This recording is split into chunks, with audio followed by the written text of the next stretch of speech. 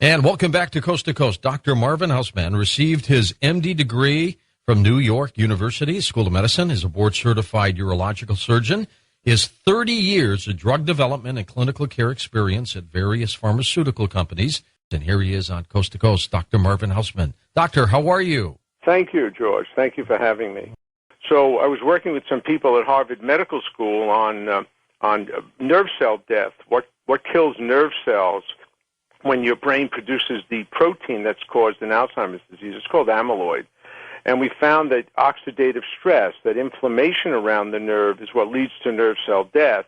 And we found that oxidative stress, that inflammation around the nerve, is what leads to nerve cell death.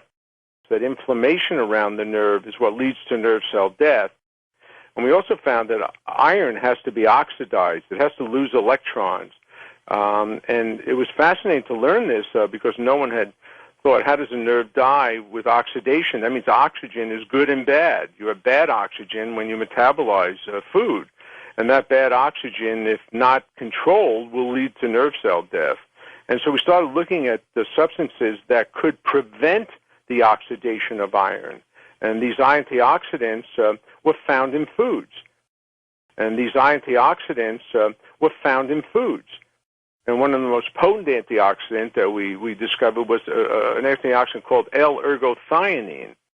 L-ergothioneine. And we also noted that no human can produce ergothioneine, but you have transport systems in many cells in your body for ergo. And then we looked around and found which foods have ergo, and we found that mushrooms are the only food in the world that can produce ergothioneine to a high degree. Mushrooms are the only food in the world that can produce ergothioneine to a high degree.